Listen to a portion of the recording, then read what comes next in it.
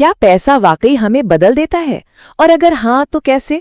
आज हम इसी एक सवाल की तह तक जाएंगे कि जब किसी को कोई फायदा या विशेषाधिकार मिलता है तो उनके सोचने का तरीका आखिर कैसे बदल जाता है। और इस पूरी बातचीत को शुरू करने के लिए बैरी स्विट्जर की ये कहावत एकदम सटीक बैठती है।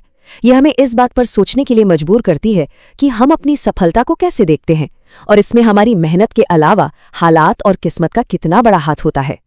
तो आज का हमारा सफर कुछ ऐसा रहेगा। हम शुरुआत करेंगे एक बड़े ही दिलचस्प मनोवैज्ञानिक प्रयोग से, फिर शक्ति के मनोविज्ञान की परतों को खोलेंगे और फिर देखेंगे कि कैसे कहानी में एक ऐसा मोड़ आता है जिसकी उम्मीद शायद ही किसी ने की हो। तो चलिए इसमें और गहराई से उतरते हैं। तो चलिए सबसे पहले बात करते हैं एक बहुत ही मशहूर मोनोपोली एक्सपेरिमेंट की। ये एकदम सही उदाहरण है जो दिखाता है कि जब खेल के नियम ही सबके लिए बराबर न हो तो असल में होता क्या है। जरा सोचिए, एक कमरे में दो अनजान लोगों को मोनोपोली खेलने के लिए बिठाया गया है, लेकिन यहाँ एक ट्विस्ट है। खेल शुरू होने से बहुत पहले ही सिक्का उछालकर ये तय कर लिया गया कि एक खिलाड़ी को दूसरे पर जबरदस्त बढ़त दी जाएगी। और ये कोई मामूली सी बढ़त नहीं थी। सुनिए, जो अमीर खिलाड़ी था उसे 2 गुना पैसा मिला, हर बार गो पार करने पर 2 गुनी सैलरी मिली, और तो और उसे एक की जगह 2 पासे फेंकने का मौका भी मिला। मतलब खेल शुरू से ही पूरी तरह एक तरफा था। और जानते हैं सबसे हैरान करने वाली बात क्या थी? सिर्फ 15 मिनट, जी हाँ, सिर्फ 15 मिनट के अंदर ही उस अमीर खिलाड़ी का बर्ताव बदलने लगा। वो अपनी गोटियों को बोर्ड पर जोर जोर से पटक रहे थे, ज्यादा रौब दिखा रहे थे, और यहाँ तक कि पास में रखे स्नैक्स के कटोरे से भी ज्यादा खा रहे थे। और अब आता है इस एक्सपेरिमेंट का सबसे चौंकाने वाला हिस्सा। जब खेल खत्म हुआ और अमीर खिलाड़ी जाहिर है जीत गया, तो उससे पूछा गया कि वो क्यों जीता। उसने ये नहीं कहा कि खेल अनफेयर था या उसे ज्यादा पैसे मिले थे। नहीं, उसने अपनी जीत का पूरा क्रेडिट अपनी स्मार्ट स्ट्रैटेजी और शानदार गेम प्ले को दिया। वो ये पूरी तरह से भूल गया था कि उसे शुरुआत से ही कितनी बड़ी बढ़त मिली थी। तो ये सिर्फ एक मोनोपोली के खेल की बात नहीं है ना?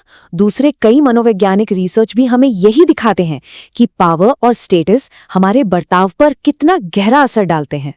मनोविज्ञान में एक टर्म है मोरल हिपोक्रेसी या नैतिक पाखंड। इसका मतलब क्या है? सीधा सा मतलब है कि स्टडीज में ये पाया गया है कि जो लोग पावरफुल पोजीशन पर होते हैं वो अक्सर दूसरों के गलत कामों की तो बहुत आलोचना करते हैं, लेकिन जब वो खुद वही काम करते हैं तो उसके लिए कोई ना कोई बहाना ढूंढ ही लेते हैं।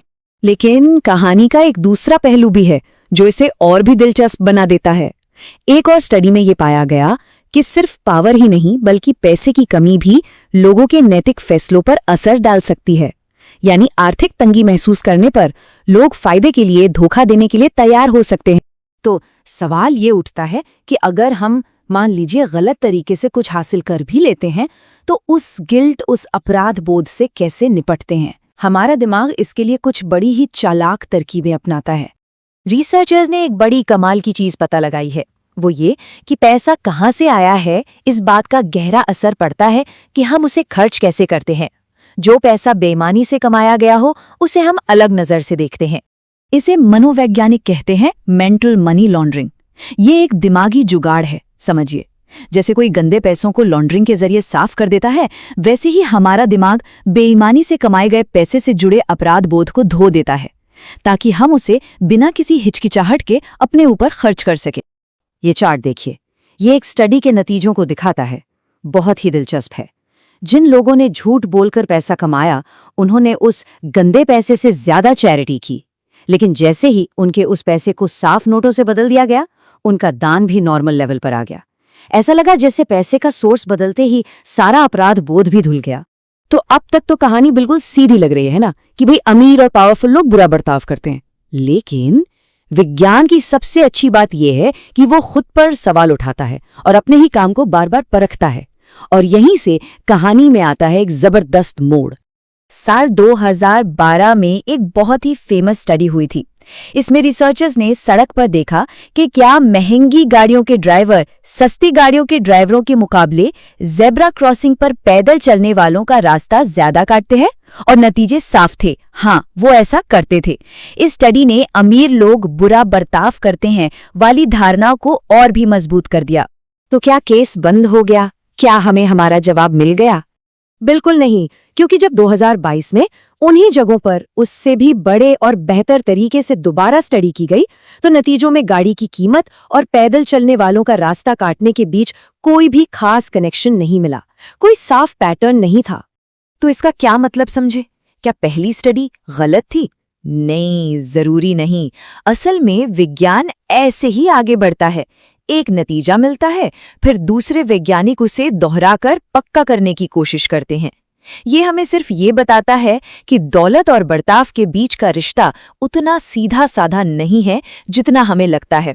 हकीकत अक्सर हमारी सोच से कहीं ज्यादा पेचीदा होती है।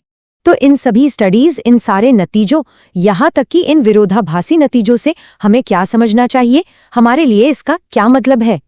चलिए, कुछ मुख्य बातें जो निकल कर आती हैं उन्हें एक एक करके देखते हैं। पहली, जब हमें कोई फायदा मिलता है तो हमारा दिमाग उसे हमारी काबिलियत बताने लगता है। दूसरी, शक्ति हमें पाखंडी बना सकती है। तीसरी, सिर्फ अमीरी ही नहीं, गरीबी का दबाव भी हमारी नैतिकता को डिगा सकता है। और आखिरी और सबसे जरूरी बात, ये रिश्ता हमेशा एक जैसा नहीं होता। तो देखिए, असली कहानी अमीर बनाम गरीब की है ही नहीं। असली कहानी तो हमारे दिमाग की एक फितरत की है। ये इस बारे में है कि हम कितनी आसानी से अपने किसी भी फायदे को, अपने किसी भी विशेषाधिकार को अपनी मेहनत और काबिलियत का नतीजा मान लेते हैं, भले ही वो हमें किस्मत से ही क्यों ना मिला हो। और आखिर में हम आपको इसी एक सवाल के साथ छोड़ना चाहेंगे। जरा अपने जीवन के बारे में सोचिए, ऐसी कौन सी सफलताएं या फायदे हैं जिन्हें कोई पूरी तरह से अपनी मेहनत और कौशल का नतीजा मानता है? क्या उनमें हालात, किस्मत या किसी और की मदद की कोई भूमिका नहीं थी?